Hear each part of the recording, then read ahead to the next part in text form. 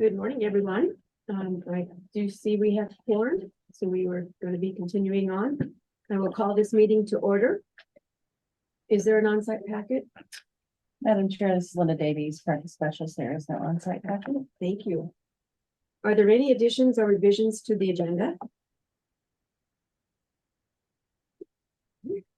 Hearing none, we'll move on to announcements. Madam Chair, we have two new committee members. They are joining the investigative committee, Brenda Sharp from the board and Dr. Ruth Bernhardt from the board. Thank you. Next, we'll move on to the approval of the minutes of September the 11th, 2023. Andrew Goldsmith, board member, I move to approve the minutes from September the 11th, 2023 investigation committee meeting as written. Do I hear a second? I don't know if I can second if I wasn't in attendance at that meeting. Was that allowed? You read good question. I read them. I'll second. I'll say yes. Okay. Okay. All those in favor say aye. Aye. Opposed, nay. Motion carries. Now we'll move on to approval of minutes from October the 23rd, 2023. Andrew Goldsmith, board member, I move to approve the minutes from the October 23, 2023 investigation committee meeting as written. Second. Sharp. Moved and seconded. All those in favor say aye. Aye. Aye. Opposed, nay. Motion carries. We will move on.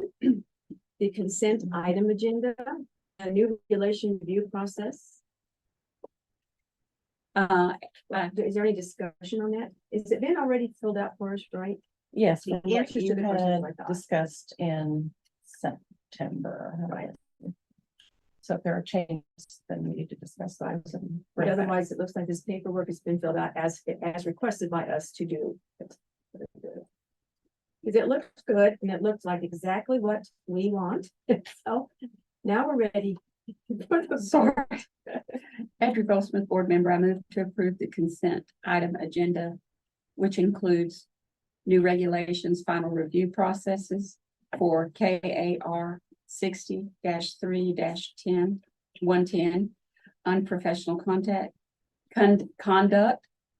KRA 60-7-106, unprofessional conduct. Sharp second.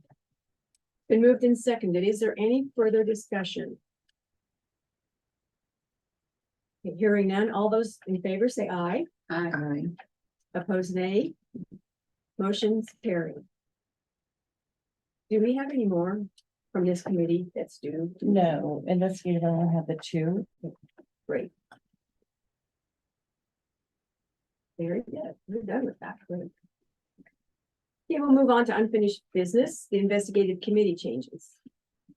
Madam Chair, this is Linda Davies, again, practice specialist. On page 20 of the investigative packet, you will find an after action that the investigative committee, the investigative staff did as to moving to a meeting more timely and how it affected case investigation processing. We identified cases of significance are reviewed by the investigative committee more timely. The meeting via virtual methods did work. There were a few little logistical things, but I'm working through those, like a background of a committee member or things of that nature. What needs to be considered going forward is that we need to set dates for 2024, and I put some in the for consideration because there's behind the scenes logistics that have to happen. Agendas have to be posted timely for open meetings act, as well as we need to give staff a heads up as to when cases will be, they have to have them done by a certain date in order for us to be able to process them, to be able to get them to you to review. So we kind of need to set some dates for us so that we can kind of keep this rolling. So, and then are there anything that worked or didn't work from your end when you, I know it was just Becky and Audrey both were in attendance at that time, but how did it work for you? Or any changes you want to see? What do you think? I think that we're gonna need more than one time to figure it all out. Everything seemed to go. For the first time out, it was pretty smooth, actually. I thought so. Like I said, I would need, Linda, what days of the week are these days? I'm just curious. These are Mondays. Mondays. Is there a preference on your end, what day of the week, or is that just because it was a That's just the scheduling? date that it's always been investigative has been on Monday, so I Okay. just chose a Monday. That's important. Mondays seem to be freer than Tuesdays and Wednesdays and Thursdays seem to be, there's a lot more meetings that occur throughout for staff, and so I'm not sure how well we would be available. Because you're looking at trying to drag a lot of us in, so. Right. How do Mondays feel? Does that work for you? I'll make it work. And I'll make it work. I wasn't aware those were additional meetings required, but figure it out. Okay. We can bring it back in March again and kind of evaluate, January's, just to make sure that we're Virtual helps us. seeing how well we're, until we get a good flow. Yeah. We might run into things we didn't know. Yeah, so. it's a good idea to go ahead and schedule January the 22nd, even though Ruth's not here today, we would need to check with her. Mhm. And then we'd have to figure out a time on Mondays, and does it matter on a certain time on Mondays with your staff, or just Monday was a good day? Monday's a Okay. better day. Okay. And we can run another through January 22nd, run that through, and then by March, maybe we'll really want to shore it more permanently, maybe. So you want to try for just maybe January 22nd on Monday, Well, and we can keep those dates tentative, okay, just, and just then to- kind of finalize them in March. because we do have 2 new members, so. True, and then need to have input, true. and we'll need 3 at each meeting. Right. At least 3 because At least 4 three. might not be because our membership. And then Mhm. for the board.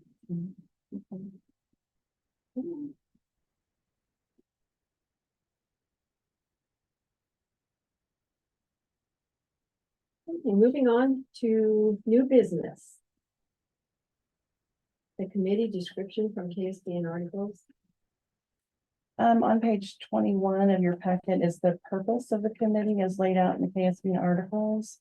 The committee members are asked to review this description, make comments, suggestions as to any changes.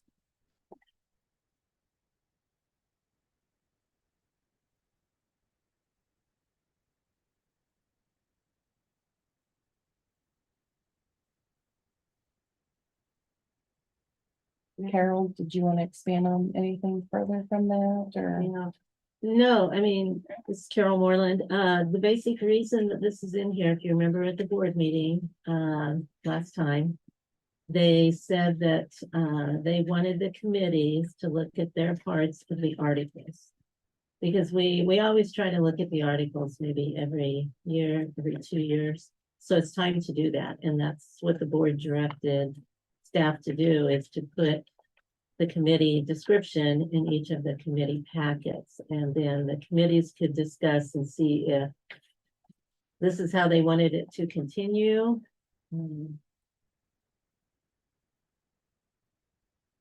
I really didn't see any major things to address. It's kind of broad, and it's broad, but it's also specific. It's a nice combination of the two. So I really think that it's worded quite nicely as is. Yeah, I will just tell you that the review and recommend revisions to the impaired assistance program contract, that also shows up in finance. And I think probably just because of the costs involved with that. So I think there's 2 committees that have feedback on that, just to let you know, that's the overlap that I saw. But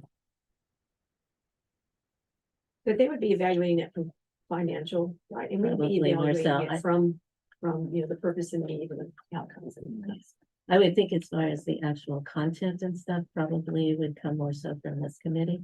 okay. Do we need to vote on this to accept as is? I do have one question. I was under the impression when I visited with our chair that we were required to have a public member on this committee. Is that not? That's not what the articles articles say. say. However, if we have in the past had public members, not all the time, but they bring a very nice perspective, I think, to it. They kind of get away from all nurses, but you guys can change this however you want and take it to the board on Wednesday. How often have we been fully appointed with public members? Um, Just wonder if it's I don't practical know or not that. to say Um, that, maybe. I would say recently, probably within the last year, maybe, but I'd have to go back and look. So maybe. Jade was public, was she not? Jade was, she was probably the last public one on. Right, it's been a couple of years. Yeah. It's been not consistent. So maybe best to leave it as It, is it and then might be, because it might make it a set us up practice to for try to have a a public call. member, but. Any more discussion or questions? Thanks for bringing that up, Renee. That's a good point. Okay. Then we'll move on to the impaired provider program. Presentation by Candy. Madam Chair, Linda Davies again with us today is the staff from KNAP. And I'll let them introduce themselves and they are going to give us an overview of KNAP, how it works, with the KSPN and rehabilitation of a nurse. We have on page 22 of your packet is the Q&A of questions that the committee had previously kind of, asked. And so, Dwayne Oberding, the executive director, has provided some, discussion topics of those things, as well as kind of he'll discuss a few other things going forward. If you have questions and you want to ask today, we can. But if there are some that we need to kind of research, we will hold those and maybe bring those back in March. I've asked the investigative staff to kind of just hold their questions as we're going to meet later after January, separately with the KNAP staff so we can discuss internal processing. So I'll turn it over to Dwayne Oberding. I'm Dwayne Oberding. I'm the new executive director at KNAP.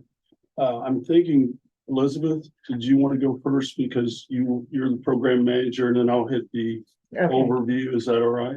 sure. I'm Elizabeth Anderson. I'm the program manager. So Evan, you're the one I talk to quite a bit. And of course, Linda, I work with the most, and happy to answer any questions if you all have any after his presentation. And I'm Paula Ellis, and I am the chair of the KNAP board. Did you want to touch base first, or should I go? I wasn't prepared, so I would tell you, but if you'd like me to say. I'll go first if you, it's up to you. That's fine. I mean, I can just say that, I have actually been on the KNAP board for a number of years. I think, as probably is true for a lot of people in this room, kind of once you get appointed to a board, then you tend to stay for a rather long time, and it because it gets in your blood and you really actually believe in the work that it's being done. And so I've been with KNAP for a number of years, and I'm so pleased that Elizabeth is our program manager and that Dwayne is our new executive director, because their knowledge of substance use is incredible, and that's absolutely what we need in these positions. So yeah. Well, I'm Dwayne Oberding, and Paula roped me into this position, and then she went to Spain for 3 weeks. So. But anyway, Really, I'll give you a little history why I'm here and what I've done as far as the field. I'm in recovery 26 years, 27 in April. I worked as a chemist before I got into recovery, and I knew I couldn't stay a chemist and stay sober. So I came, and I was really angry with addiction. So I came into this field because I was going to fight addiction any way I could. So I ended up working at Menninger. When Menninger left, I wasn't leaving, and I came to work for Paula after that at St. Francis Recovery Center. the place I happen to have been in treatment a couple times there before, so she knew the other side would be. When I was at St. Francis and Paula was already on the board, she had enlisted me to do impaired professional presentations. So I was going all over the state hospitals and the like with nurses, administrators, human resource managers. So I knew, excuse me, I was at that Chiefs game last night. I was not going to yell. And then the second or the fourth quarter came and it was, that all went by the wayside. But anyway, so I was doing all these impaired professional presentations, and so I knew what happened did. I was working on that side. After that, it was probably a couple years, 3 years, somewhere in there, they enlisted me to do evaluations. And when I was at Menninger, that's what I did, was evaluations for the professionals in crisis. So I had all the movie stars and NFL football players, all this. That's when I decided I didn't like the NFL during that period. Now Mahomes is there, so I'm okay with him again, that side. But so I'd done a lot of evaluations, and I evidently, and when St. Francis Recovery Center was there, Donna Doolin was she director Donna Doolin, was she the clinical supervisor there, and she ended up being a mentor to me, and then she went and actually within a couple of years she became the director of addiction and prevention services with the state of Kansas when she left St. Francis. So I'd asked her, I said, I was 42 when I got into recovery, and I asked her what I need to get caught up, and she said volunteer for everything you can. So I ended up on all kinds of committees. I was on Kansas Association of Addiction Professionals Executive Committee. I was on the Kansas Citizens Committee for the SRS. I was on the board for the Kansas Family Partnership. I ended up being the president of the Kansas Coalition on Problem Gambling. And when Recovery Center, when they closed that at St. Francis, they got new leadership. We lost Sister Loretta, and so anyway, they closed that program, and it was a really, really good program. Probably top in the state at the time, to me, as far as I could tell. So I started 2 clinics, one in Lawrence, one here in Topeka. Had those for 11 years. I'm doing a lot of evaluations for Happen and KNAP during that time. And Mirror Incorporated, they're one of the largest substance use disorder treatment program in the state. They do a lot of public, grant funded treatment for people that don't have insurance, but they also do insurance stuff. They had offered by the clinics, and it was like, okay, it's time. So I retired for the first time. I've been retired at least 3-4 times. I'm really good at retiring, not real good at staying retired. But I didn't realize it, but I was doing the majority of the evaluations for them. And I told Alan Murray that, I wasn't, I gave him 3 months heads up that I wouldn't be doing presentations. And I think that was one of the things that happened as far, Linda had asked me about the evaluators. And I think when I left, they didn't have a stable of evaluators, and that became a problem of people that could really write an evaluation like we needed. So kind of moving ahead a little bit, that what I'm doing is being around the state of Kansas like I have, I know who's out there. So I'm trying to get 15 to 20 mental health and substance use disorder evaluators that I know can write a good evaluation. Because if you get a good evaluation, I mean, that's the framework for everything else moving forward. And if you don't get a good evaluation, then you have trouble with the participant and they don't get what they need. Then here we go. So that's one of the things I've been doing. I came on board October 16th. And I think I was told Paula I would do 2 days, 5 hours a day. of those 2 days. And I told her I was retired, but she didn't listen. But it was pretty apparent. I knew Elizabeth, just very, she was one of my, an intern I ended up getting, Kendall Hyman, who's now a practicing therapist in Lawrence, probably one of the top. She was an intern for Elizabeth. So Elizabeth, I'd met her through Kendall, and then you came to CU's. We used to do a lot of continuing education units, and they were free. That was kind of one of my marketing things, but it was also to give back to the community. So I knew Elizabeth. So when I saw her, she smiled, and that was nice when I came in the door. And but you could tell, just kind of going back, just to give you some history. When Alan died suddenly, they lost that institutional knowledge, and then they had a couple other people left shortly after. And there went some more institutional knowledge. The program manager whose place you took, and the office assistant, administrative assistant had left. And so it all went out the door. And the last director we had, I don't know what, I mean, it's almost criminal to me, because I think she was working for another company at the same time she was working here. I think she was really good to put a positive image out, but there wasn't anything behind the image. And so there was like 1,400 emails.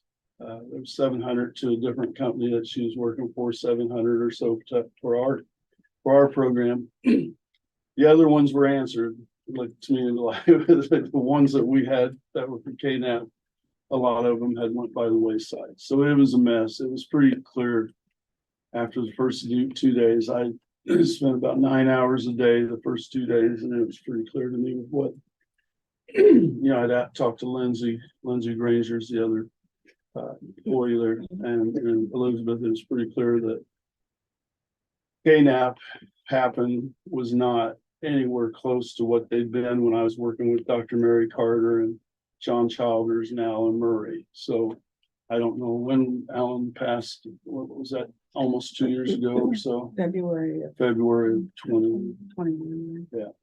So anyway, and so I asked my son.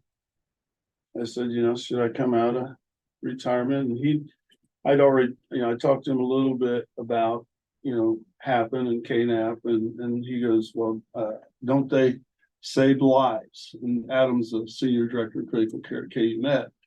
He's a nurse, smart nurse, but it's a lot smarter than me. Anyway, he said, they save lives, don't they, Dad? And I know when Dr. Mary Carter was running it, one of the impaired professional presentations that I had relied on a lot of the data she had been collecting, and they had a 80% success rate with the nurses that stayed in the program. And that's huge for substance use disorder. And I said, yeah, Adam, if they run it right, it saves a lot of lives. He goes, well, that's up your alley. So it's like, okay. But then I already had found out that I had messed with his life the day I was named executive director. He calls me, he goes, Dad, when did you get the title executive director? I said, today. He goes, well, you're already messing with my work life. And I said, what's that? He goes, what do you mean? And he goes, well, one of my directors called me, and this certain nurse at KU Med had been, he was now in the KNAP program. They got a letter with my name on it. He goes, do you know Dwayne Ober? And Adam told him, yeah, that's my dad. He goes, and that's a good example of the fact that everybody should know that my dad's now on Happen in KNAP. And if he's watching over you, you aren't going to like it. I never liked it. And so they've been told, at least at KU. So do you want me to kind of go through some of these questions, or did you want to ask questions? That's my background. I'm the oldest of 12 kids. We're in Nemaha County. I love working in the field of addiction. This is a different side of it. Like I know one of the questions, Linda, you brought up, was, what was it? Oh, having conversations, having phone calls with the participants. And when I got there, I mean, Elizabeth was on the phone all the time with participants. And I know Lindsay is too. So when someone said that we're not communicating verbally, yes, we are. I make a point of trying to talk to all of the participants, particularly when they first come in, just letting them know that we're there. We're not trying to be punitive. We're there to be a partner with them towards recovery, whatever that recovery is. And like I've already had a number of conversations where the nurse said, "Well, you don't understand." Well, what do you mean I don't understand? Why you don't understand what addiction is? Well, yeah, I do. I happen to, and I know there's been. I've got emails. It's real nice that you are in recovery and you're open with recovery. So I think it does help a little bit. I don't think I'd have to be in recovery to be able to run the program. I do think it makes them more at ease, and it helps them see that what we're doing has to do with recovery and is. Madam Chair, I think that one of the questions was licensees sometimes will hear from them that they only get communicated with or don't get. And so when this investigative staff even was trying to figure out how to communicate to licensees, we did a study that showed they don't respond. Their addresses are usually not up to date, and then they won't respond to their phone call that we get because one from the state, it shows up as spam. Or it did at that time. And so we would email and also then make a call. And then we would usually get a response and be able to have a conversation at that time. But it was having that initial, connection, being able to figure out how do we contact you and get in touch with you. I don't know if that's what's similar to with KNAP and whether or not we're communicating, but I know that when we did our internal study, that's what we had discovered. And I also wanted to bring up statistics. At the time in 2019, before the pandemic hit, we were running around 8%, rounding around. Nurses were at the same level of substance use disorder as the general population. And now the latest statistics are showing between 12 and 15%.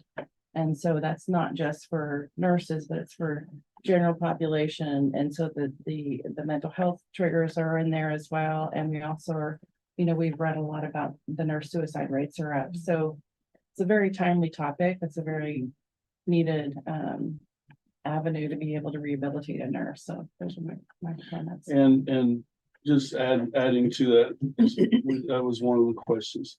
I worked when I sold the clinics, and I went to work inpatient psych at Advent Health in Kansas City.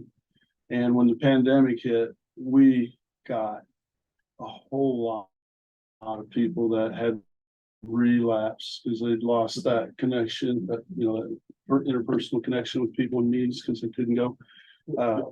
And I know, based on the number of people that came into that inpatient psych, the increase in across the board, doesn't matter if they're a nurse or not, there's just unbelievable increase. And what I've seen since I've got to KNAP is it's not reflected in the people coming into our program. Now it's starting, and you said the complaints had started going up, it's starting to go up.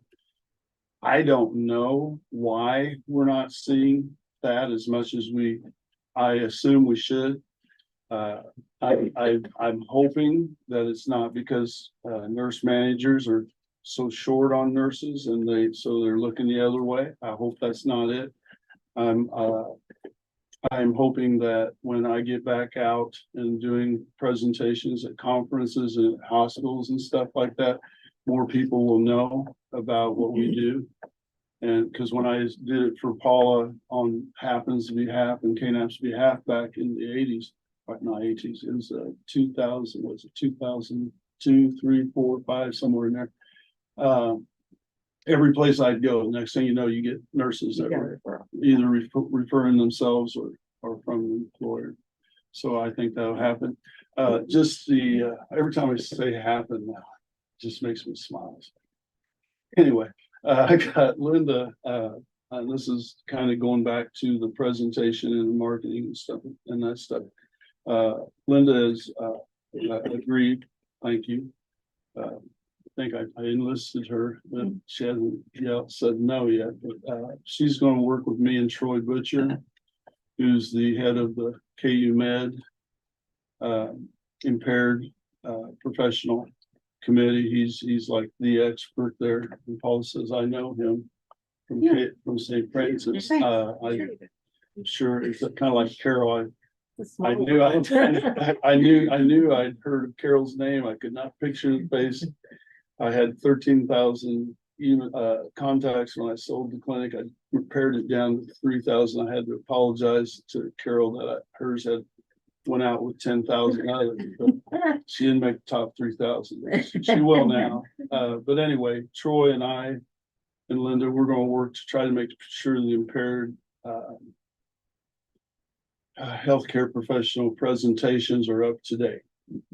For instance, this was Melanie at Simpson and told me that, well, they're kind of set up, the nurses are kind of set up because the manufacturer puts it in three certain doses, and the doctors don't ever prescribe at those doses. So there's always wastage. And so, if there was a different, she goes, these are the dosages that we use mostly, and they don't even manufacture that dosage. And it's like, well, that's silly. That seems silly to me. Maybe I'm confused on it, but I don't think I am. So anyway, we're going to be working on those to get it up to date. I look at, our program isn't just to help the nurses and help Board of Health Healing Arts people, health professionals. We're to prevent stuff too. I'd like to see us be And part of community safety is Yeah. also a priority. Yeah, I'd like to be prevention. Yeah, You mentioned that you're starting to accumulate a list of evaluators. Yeah, Now, would you allow a nurse to come in and decline any of that and still choose their own? at this point, we're going to give them a big enough list that they have the ability to choose. But if they say that this guy that just barely made it through college and he got a bachelor's degree and he can't write a clear sentence, they think that we're going to take that evaluation now. And we had some already that had already made an evaluate, been sent to the provider, and previous to me coming on, I mean, it was anyone that was licensed to provide an evaluation in the state of Kansas. Well, that's hundreds of people. I would just want to interject for a moment. And that is that this is a conversation that has happened in the KNOW board meetings for quite some time. And it goes back to Alan, where we as a KNOW board said, no, we will not accept any of the 100 licensed evaluators in the state of Kansas, because I worked in addictions, obviously, with Dwayne. I know some of the people that are out there. I wouldn't want them evaluating anyone. And no, we wanted a top tier group of evaluators that we knew if they laid eyes on this person, went through the correct metrics and the correct interviewing process and everything else, that we were going to get the most solid evaluation that we could get. And quite frankly, the position of the board was that just because a person was going to have to drive a significant length of time to get to one of these top tier evaluators, that was not our issue. Our issue was that this person was going to get the best evaluation possible. And as Dwayne previously said, because that was going to be the blueprint, the roadmap, if you will, for their recovery with us, certainly. And so I am disturbed that was not happening, because that was absolutely the direction of the board for a And number I of have one years. more question, just Go because I'm ahead. from Western Kansas. Mhm. And we're reading from our nursing in our workups here. We don't know how much to believe, the sparsity of services in Western Kansas, and so does your list kind of go The, clear to the border then on that side? what I did presentations across the Midwest. And being on all those committees, I know a lot of the people that are out west. And so I know who can do it, and who can't, and I'm having those conversations. But we can do, can't remember what it's like Zoom, or where they can do a Zoom meeting with people that are here in Kansas City or Topeka. What I have changed about their requirements is if it's somebody that has alcohol or drug or not, I want to have a urinalysis test that day. I mean, how can you do an evaluation if you don't do a urinalysis test? How can you tell if they're bipolar? They could be on meth. So one of my requirements, I sent out a provider evaluator letter that detailed all the requirements they need to be able to do if they're going to do the evaluations for us. And that was a change that they had to, and it's the cost of that UA, they'd be going to like a place that would do a pre-employment UA. It's on them.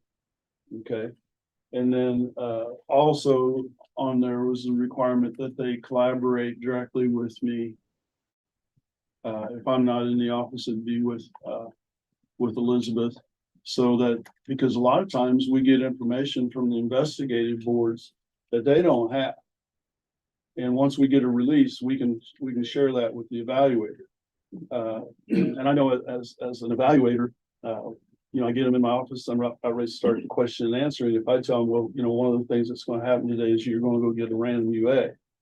My answers are a lot different a lot of times than what they would have been, because it's like, oh my, he's going to know exactly. So here I am. So those letters have went out. There's 3 people that are on RADAC, Portland Regional Alcohol and Drug Assessment Center, that have master's level, like and like LCACs, and like my credentials, and they write a really good evaluation. And so I've enlisted 3 of them, and I have Sarah Jackson, who's their boss. We're all having a meeting, so I can kind of go over with them, so they know who I am. They can talk to me. It'll be easy for them to collaborate with me. Dr. Laura Sue Elias is a clinical associate. She does a really good job, and Elizabeth had told me that she did a really good job of testifying in the case. And it's nice to have someone like that. There's 2 psychiatrists at clinical associates. Dr. Elias is swore by as far as getting the full psych eval. So we got that, and so we're gonna up our game as far as those evaluations, because it makes my job easier, it makes Elizabeth and Lindsay's job easier, and it gives us a chance, the best possible chance of getting the right recommendations, and so the person gets help. So Okay. I'm brand new to this committee. Yeah, and you're Brenda Sharp, and nice to and meet less you. than a year on the board, so. Well, forgive me for any I've just been here for eight questions. weeks. I guess my alarms went off a little bit about the fact that an ED could have not responded to 700 emails. So I guess this question is really for the board member. And part 1 is, what kinds of accountabilities are in place between board and management to make sure those performance indicators and quality improvement processes are in place? And then the second part is really to probably staff, like what kind of metrics do we get back from KNAPP? Like how many days until an assessment or initial response to a referral, are there, how do we know, how are we closing that loop here so that we would have caught and said, Mhm. this person hasn't been responded to in 30 days or Yeah. 15 days. I don't know. Well, what the normal- one of the things that we're doing now, is we're conversing. You know, we're talking to, and, you know, to go back with how did that stay that way? From everybody I've talked to, she was very good at the BS part. And everybody in this, and I know, because I worked in this field, I know the nurses, everybody's busy as can be. And you get someone that, you know, appears like they can do a job and they can hide for quite some time. And I'm not gonna go backwards and go, you know, you should have done, you should, you know, you should, because I've seen that before. I think this person was an antisocial grandiose personality disorder kind of person that was very able to do that. I've given Elizabeth and Lindsay, I said, you know, this program's bigger than me. You know, if there's a problem, you know, you can bring it to me, but bring it to the board members too. You know, I welcome that. You know, if I'm not getting things done, let's hear about it. You know, causes stink. You know, I think the biggest thing is the you know, the level of communication that should happen. And I think that's the thing that keeps us from having. But are there policies and procedures in place? Because you may retire again. Right. Well, one of the things that I promised Paul is I wouldn't die in office. So I think there were a set of circumstances that happened. You know, that a lot of people, we didn't really have no one had control over. And so I think those things can happen. I think it's a blip. I'm hoping that it will never happen again. I'm dedicated to when I'm getting ready to leave, to having a smooth transition.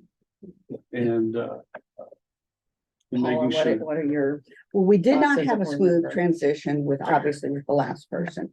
And the person previous to the last person, and I'll have to ask Elizabeth, because I know that position was actually open for quite some time. And the person who had your position, Megan Kelly, was acting executive director for a while. But how long was Leslie in the role? She got there, gosh. She was there 1 month longer than me, and I started July 25th of 2022. Okay, so he died in 22. Mhm. February 22. He died in February 22, is that Mhm. right? She got there in July of 22, No, she got there in June. June of 22. Okay.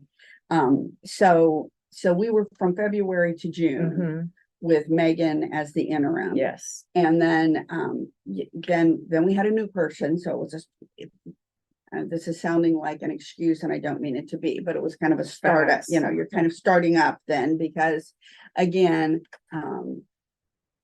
as Dwayne so eloquently said, I mean, the institutional knowledge was lost. And yes, things are in writing, and policies are in writing, but it was you know, there were just some rocky transitions. I'm not going to. And Leslie did a great deal regarding reorganization of the office, which was sorely needed. I mean, sorely needed. And so that is where she put the majority of her emphasis. And of course, in hiring Elizabeth and getting the K-9 participants taken care of. But, you know, we have this entire Happen board, which is actually the group that is in charge of administering all the programs. So the chair of the Happen board was the person to whom I was speaking when I began having concerns about the person who preceded Dwayne. So And who saying hires Dwayne? Happen or? it happened. Yeah, that's why it can happen while I was in Spain and Portugal, because it wasn't me. It was the Happen Board director, or president rather, that actually made that happen. So I was working with that board president when I first had concerns about this person. And it sounds like I'm passing the buck, and I don't mean it to. I really had to, because she works full time. I'm the only retired one, I guess, of the group. And so I had to be very persistent. Thankfully, thankfully you stepped in and did that. It So was is urgent. there I'm sorry, is there a formal evaluation process? Yes. And if Happen hires that person, so you report to the Happen chair. Correct. And your board is more advisory or oversight or? Well, what? I am on the Happen You're on board. the Happen board also? Okay. Yes, the chairs of all of the different programs are on the Happen board. Gotcha, thank you. And I should go back a little bit. Elizabeth was there, and Elizabeth does one unbelievable job with Thank the you. nurses. I've seen her work, and I mean, it is, she can dot the i's, cross the t's, address the participants in a warm and caring way, and also help them see, you gotta follow these rules. This is what you need to do. And she's very efficient at doing it. So the KNAP side, once the participants were in, that's Elizabeth. And that was done very, very well. The executive director works towards getting those people, along with the administrative assistant, works towards getting the participants into the program. And so that was where, and Lindsay could only do what she was given, that executive director would be making these decisions, would be working with the evaluator, and then giving them to Lindsay, and then those people would go from being verification candidates to participants. And that's where the holes were happening. So you understand that process. Yes. Andrew Goldsmith, and what you mentioned earlier on was about you're going around and talking, which got me to thinking recruitment for the far off places and those kind of things. I'm not from here, I guess you can tell, originally. But educating other providers to be able to, even if we don't know about these individuals that need help that we have or have found their way to KNAP, but educating other providers to your standards that may not know, and that may not be your purview. I got that. But what you're doing is so amazing Oh, thank you. that I'd like to see that light shine on those that just don't understand the depth Right. that is possible, that should be possible, the standards, and make it more available. Well, there are conferences where we get a lot of participants where we can be and provide that education with them so they know what's available. And how to get the teaching that would get them to the standards that. Yeah. One of the things that happened in the addiction field is I was on the CAP executive board, and we worked for years to get licensure for addictions counselors. They were kind of the stepchild of all the therapists. They were certified, they weren't licensed. And once we got the licensure in place, CAP, the Kansas Association of Addiction Professionals, they had lost the responsibility of being certifiers. Well, they had done a lot of work for workforce development to get people into being therapists in the addictions field, well, when they lost the certification responsibility, that didn't happen. That's one reason I sold my clinics, because I could not find therapists that met my standards because there hadn't been any workforce development since 2011. And that I sold the clinics in late 2018. And I mean, now with COVID, that they're like around 30% of people like myself, or 30% of the profession, they left the profession during COVID. A lot of them were like me, you know, like between 60 and 70, and they said, "Ah, heck with this, we're gone."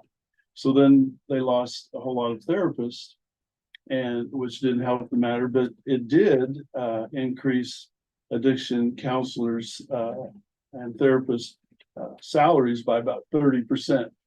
On the day that I retired from Advent Health the first time, they got a 30% pay raise. It's like, yeah, there we go. But I believe that if you're out there and you're at these conferences, if you're at these health centers, you're going to get the word out. You're going to get the word out. It's going to be a process. It takes a while. I can give you an example. I'm on LinkedIn, and I probably got invited to be connected to somebody 5 times in the last 3 or 4 years. And I'm invited every day by a whole bunch of people. I don't know if I should say okay. But anyway, so it's getting out there already. So that's getting out there. It was good points. I have a few more questions. How much, what's the percentage of them that drop out due to costs? And if finances keeps bringing, is an issue, what do you do on your end to help them staying in? Well, one of the things I know when I talk, and I have talked to a number of nurses and other professions, licensees through the Happen site that were behind on that. And one of the things that happened is that the person that immediately preceded me, we try not to use her name anymore there, but she got into QuickBooks and took a lot of them out of the recurring invoicing, because they get invoiced every month. And so people had built up quite a bit of debt.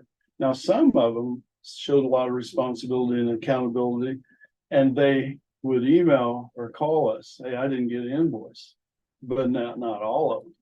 So some of them I have talked to, and I said, it's not your fault. It's around Christmas, but you knew that you were going to get an invoice. You didn't let us know, and so it didn't happen. That was our fault. So I've got them paying over I didn't want to, around Christmas, I didn't want to hit them all with, this much, even though they should have been paying it, and they knew they should have been paying. So they got, 2-3 months now to get caught up. When I talk to a nurse or anyone else, I let them know, let's go over how much your addiction was costing. And not just to use, but legal fees, lawyer fees. You don't have a price on divorce, you don't have a price on losing jobs, but it was costing a whole lot more than that. 60 or 70 or 100, depending on what profession they're in, a month, a lot more. What's their life worth? So their career worth? Yeah, what's their career worth? I mean, nurses now, because of COVID and the dearth of nurses shortage, they're making a lot of money. And they can, and there's always jobs. There's always jobs. So And one of the things that we do ask people in our program is not to work a second job. Again, because the focus needs to be on the recovery. And so sometimes we get that pushback. It's like, well, you're asking me, to pay this monthly fee plus, and you won't let me have a second job. It's like, yeah, you're right. You're absolutely right. But it goes back to the conversation that Dwayne just said, which is, but what was the cost of your addiction? What was the true cost of your addiction? But no, we do not let them work a second job. What about overtime? It's You up to know, me. we do, I'm sorry. It's up to me. Yeah. And it's in the case, in I was their just curious contract. if that was because honestly, if you want to make extra money. you Well- can. It's in the no, I'm just saying, it's not the second job so much as the overtime. Right, and they're only allowed up to 16 hours of overtime, and my thing is, unless they have completed any treatment, counseling, all their UAs are clean, and until they've done those things, I'm not even gonna entertain it. You know, that's reasonable Mm-hmm, because they need to get away from it mm-hmm, and the stressors. yeah, So, I think that's amazing. Linda, can we circle back to this kind of closing the loop thing in addition to, good, better verbal communication? What can we expect or need from KNAP to know that, because it looks to me like we're gonna be referring a lot of people in this packet that I've previewed today, and I'm just wondering like how timely we can expect assessments to be done or that initial piece, and how do we come back and look at these and say of the 20 that were referred in December, 50% of them have had an assessment. I'm just making this up. We can start doing something like that. It's kind of been, the board reviews the cases and you make the determination to order an evaluation, a KNAP evaluation. So then that goes to our disciplinary council and they put it in their queue. And when it comes up for that case to be prepped by the attorneys, and then it goes through their process. So it's kind of being tracked on. So that it's being side. tracked on the judicial side if they are in monitoring, that way. If they fell out of KNAP, we do have a delegation motion that the board has adopted and you guys re-adopt every September that allows the committee chair for investigative committee to make the determination to re-refer them back to KNAP, or not. So when I get the letters from Elizabeth that say they have failed out of KNAP, then we open a case, and Evan is the one who works with Elizabeth and gets the information and then presents that to Becky on a weekly basis. That's one of the things that happens on the weekly call. And so then those decisions are made a little bit more timely as opposed to taking it back to full committee, 3 months. It was a 3-month process. Now it's 6 weeks, but so we can get those done a little bit more timely. But again, if the decision is to do a KNAP order, just order a whatever, then it goes back to the disciplinary council to do another board order. There's also complaints that come in the door where they've not been in KNAP, and I call it like the hair on the back of my neck just rises too much. And there's a positive EDS, there's video, there's witness statements that are willing to, it's a sworn complaint. There's too many things that kind of make me think that this person really needs to have a direct referral, and no one maybe has made a referral yet. So I'll do a letter that's a direct referral to KNAP from the time of the complaint. That way they can make basically like a cold call to the licensee saying that, we see that you might benefit from our services and we'd like to kind of get you in. Sometimes the employer has sent them, sometimes a family member has called KNAP. So it's like we're one of several that make that referral, but sometimes they're not getting referred and they don't know about KNAP. But that's a way to get them in the door to help them be rehabilitated before the addiction really kind of takes root. So there's ways to kind of help get them in the door, but as far as like tracking once we refer, how soon does the assessment take place? Those are things that we can talk about report wise and kind of seeing where we can kind of go from there. Well, the going to the evaluation, I'm working with the people that I'm getting, and I've talked to them. It needs to be sooner than later.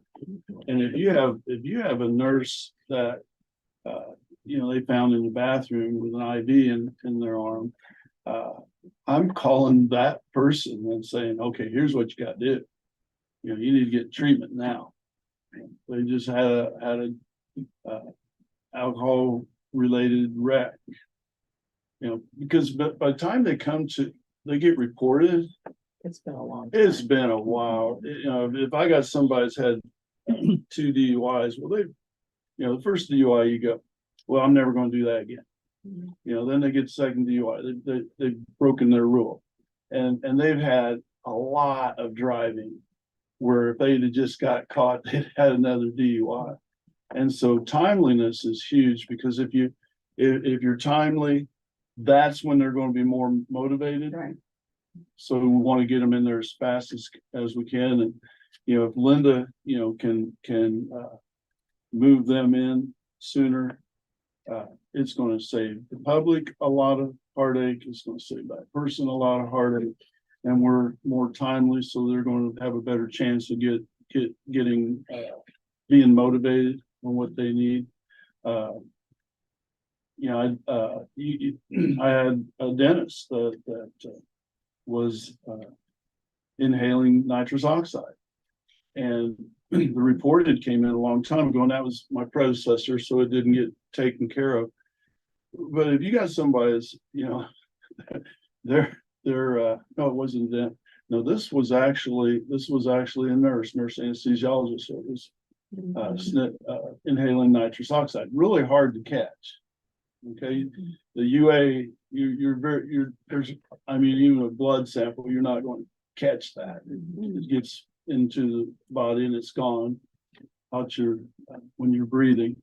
But you know, you can die really quickly from nitrous oxide, because it's a very good solvent. It'll dissolve the little blood vessels in your brain, and here's a stroke, and here we go. Well, you know, you catch somebody's, you know, doing nitrous, any kind of inhalant. If you don't get them into treatment right away, I mean, you know, and I've already had one say, well, I'm not shooting up fentanyl and whatever. So I explained, I'm a chemist. This is what you're doing to your brain. You know, this is your brain on drugs, whatever. But yeah, the sooner, and anything you can do to smooth the process so it can be faster, it's going to help the field. It's going to help the participant. It's going to help the public. All of that is huge. And I know, you know, I mean, there's rules and bureaucracy and all these things that we have to go through. But you know, if it hadn't been working, then let's change it. And I can't change everything up here, but I know Linda's very willing to. I know Carol and I know Adrian are very willing to make changes. We got to do the changes to make it work. And to remind the committee, the KNAT program is an alternative to discipline program. So I mean, it's something that the committee has the authority to be able to refer them into, order them into.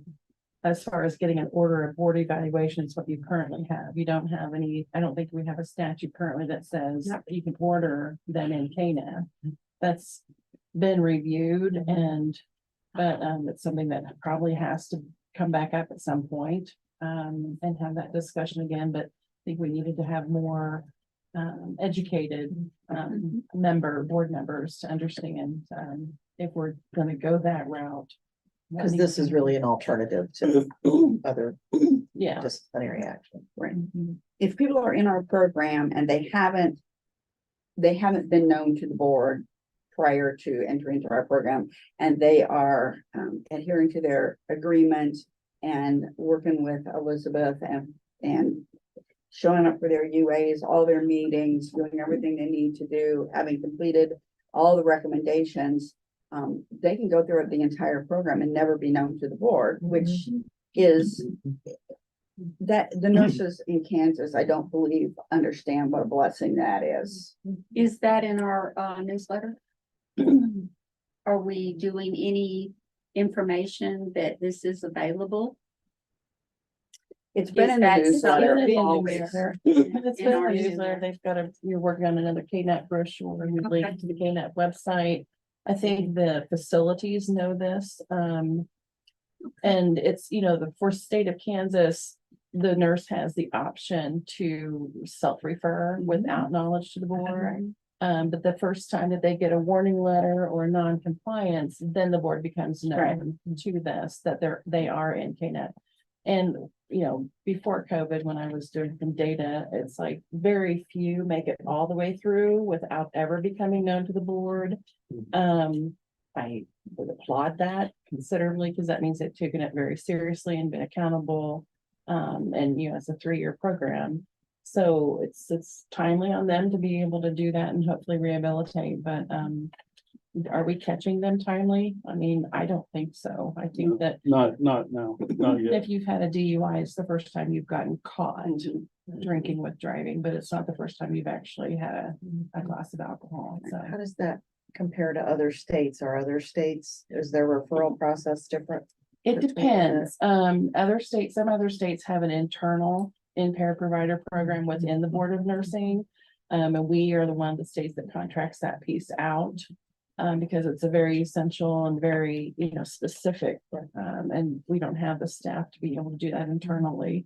So we contract that out, and it, you know, it's just a matter of shoring up all of our statutes and processes internally, and then working with them to kind of like figure out what can we do different and how can we do it better, so.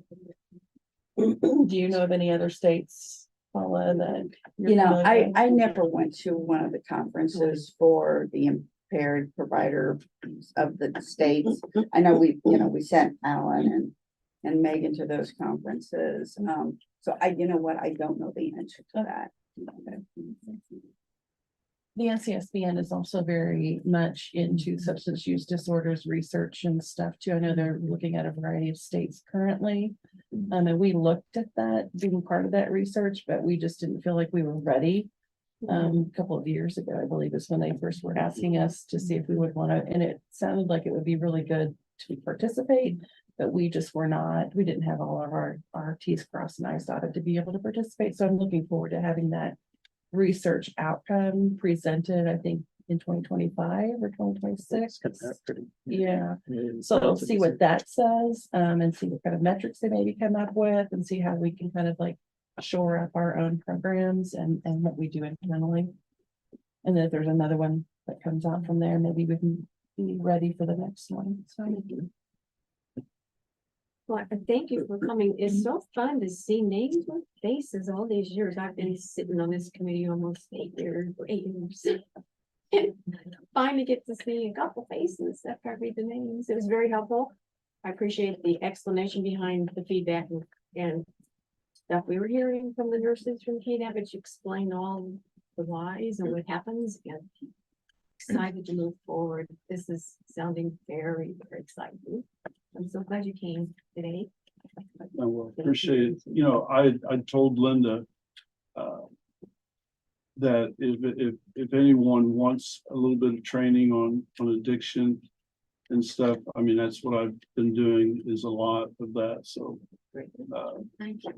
I can, One of the things that came up for me in reviewing these cases, I've seen them for years, but I wondered about referring some of these cases for continuing ed around management and of narcotics. And I wonder if we're helping people get better at it, because it looked to me as though some people are very, very, very aware of the protocols and the policies in place, and they have come up with some very ingenious ways of working around that. And I just wonder how we're if that's helping or not, because I don't know what the content is. I don't know where, you know, these people are taking these classes, but it looked to me like there was some level of awareness and coordination well beyond even that individual in some cases, that they're probably getting coached I to do that. absolutely hear what you're saying, and it is amazing the lengths that people will go to and the amount of energy and time that they will spend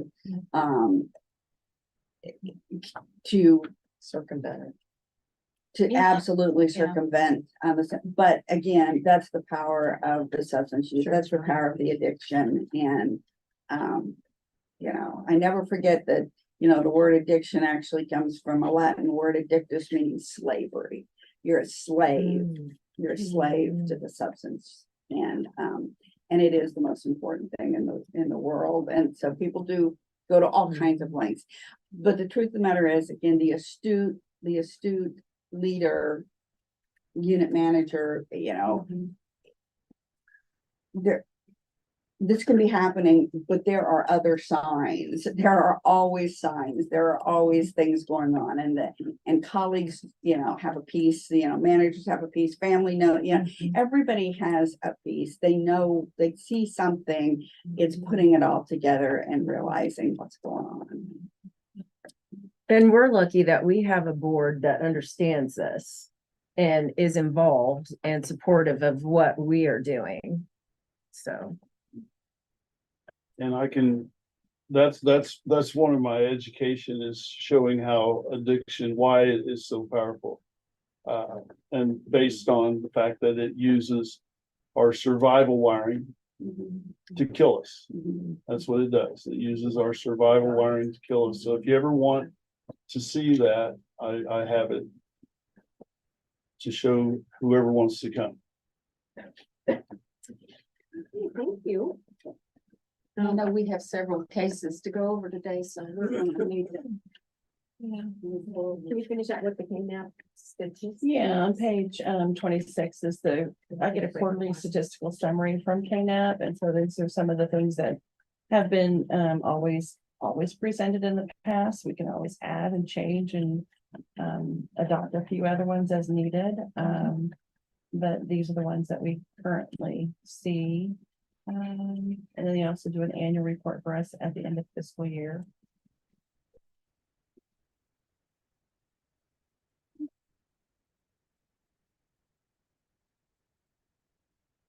Those are good. I just like the quick and dirty summary. It's really nice.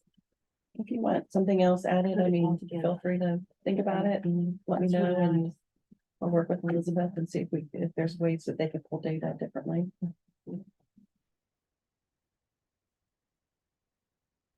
Okay, the last on the agenda before we break for pause is the Kansas Nurse Practice Act self-study. Beginning on page 27 of the committee packet, Via Christie, Ascension Via Christie is the one who has the current self-study module for the Kansas Nurse Practice Act. And what they are doing is changing the form from which it will be available after January 1st. It's going to be moved to where it'll be more of a national forum. They'll be able to submit credit card payments versus the money order, which is currently to them. I meet with them. We're supposed to have met on November 28th, but there was they had an issue, so we're now meeting this Thursday. So I'll get more information and I'll bring it back in March, but I will obviously keep Becky informed because it'll affect our weekly meetings. And I can even just make a mention of it in our 6th week in January, just to give you guys an update. But That'll be good timing. That'll be good. that way you kind of know where people are getting their Kansas Nurse Practice Act CNE, if you refer them to that. I'll also let disciplinary council and of course Carol, executive administrator for Board of Nursing, know of these changes as well. Do you know how that who put that together? The crew in a hospital, the crew at the hospital, or someone else they hired to write it, or? That precedes me, and I've been here for really? 13 years. Oh, wow. So I don't know how it all started. I'm sorry. Well, I'll let you find out. I was so curious. I read all about this at Ascension. I thought, wow, they are the ones that have had it all these Yeah. years. They have had it all these I years. just, Yeah. Okay. Well, very good. I'll be looking forward to that. Some answers to your questions there. Very good. Okay, it's time to adjourn for quasi judicial. There is a motion. You said yes, go for it. Okay, Edgar Goldsmith, board member, I move that the meeting of the investigation committee be closed to deliberate on matters relating to the decisions involved in the exercise of quasi judicial functions as authorized by KSA 2013 supplement 754318 G1. Second, Sharp. All those approved say Aye. Aye. Opposed, nay. Motion carried. We will break and go into class. Thank you. Thank you so Yeah. Take a lemon and Guys, stick now. good luck.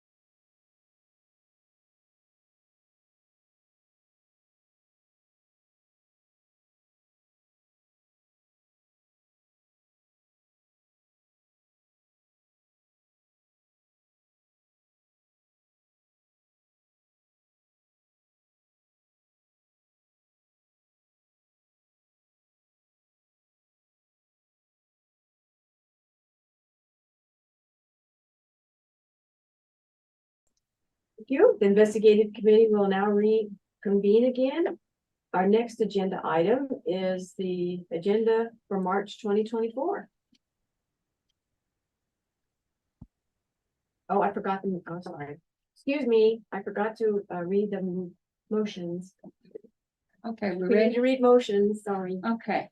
Adri Goldsmith, board member, I moved that the investigation committee find that reasonable grounds exist for believing the applicant or licensee is guilty of violating the Kansas Nurse Practice Act in the following cases, and those cases be continued for further proceedings conducted in accordance with the provisions of the Kansas Administrative Procedure Act. Is there a second? Second. Thank you. It's been moved and seconded. All those in favor say aye. Aye. Opposed, nay. Motion carries. All right. And then, Edric Goldsmith, board member, I move that the investigation committee find the following cases be closed for the reason that no action is needed. There's a second. Second. Been moved and seconded. All those in favor say aye. Aye. Opposed, nay. Motion carries. Okay, I move that the investigation committee approve by consensus the case disposition represented on the spreadsheet titled reinstatement applications. Second. Thank you, Brenda. It's been moved and seconded. All those in favor say aye. Aye. Opposed, nay. Motion carries. Okay, I move that, Hedrick Goldsmith, board member, I move that the investigation committee approve by consensus the case disposition represented on the spreadsheet titled conversions. Second. Thank you, Brenda. It's been moved and seconded. All those in favor say aye. Aye. Opposed, nay. Motion carries. I move that the investigation committee approve by consensus the case disposition represented on the spreadsheet titled endorsement applications. Second. Thank you, Brenda. It's been moved and seconded. All those in favor say aye. Aye. Opposed, nay. Motion carries. Edric Goldsmith, board member, I move that the investigation committee approve by consensus the case disposition represented on the spreadsheet titled inactivated by staff. Second. Thank you, Brenda. It's been moved and seconded. All those in favor say aye. Aye. Opposed, nay. Motion carries. Edric Goldsmith, board member, I move that the investigation committee approve by consensus the case disposition represented on the spreadsheet titled new grads. Second. Thank you, Brenda. It's been moved and seconded. All those in favor say aye. Aye. Opposed, nay. Motion carries. Edric Goldsmith, board member, I move that the investigation committee approve by consensus the case disposition represented on the spreadsheet titled case not open. Second. Thank you, Brenda. It's been moved and seconded. All those in favor say aye. Aye. Opposed, nay. Motion carries. Edric Goldsmith, board member, I move that the investigation committee approve by consensus the case disposition represented on the spreadsheet titled unlicensed practice. Second. Thank you, Brenda. It's been moved and seconded. All those in favor say aye. Aye. Opposed, nay. Motion carries. Thank you. It's the end of our motions today. Now we'll move on to agenda items for March 2024. Madam Chair, I just have the after action for January 2024 meeting. Is there anything else I will bring back with the self-study module, KNAP? Okay. Oh, yeah. The Cancer's Practice Center. Very good. Kansas Nurse Practice Act, KNAP, but okay. Nurse Practice Act, self-study module. You want me to bring anything back about KNAP? I Any think you did a questions that you have? fantastic. Were staff's questions addressed adequately? They will be, we'll be meeting after January 1, and so we'll get those addressed. Okay. I think we're more just procedural. So there's changes delayed, but It sounds good. Well, that will end the meeting. I'm hereby adjourn the meeting. Thank you, everybody. Thank you. So you cool.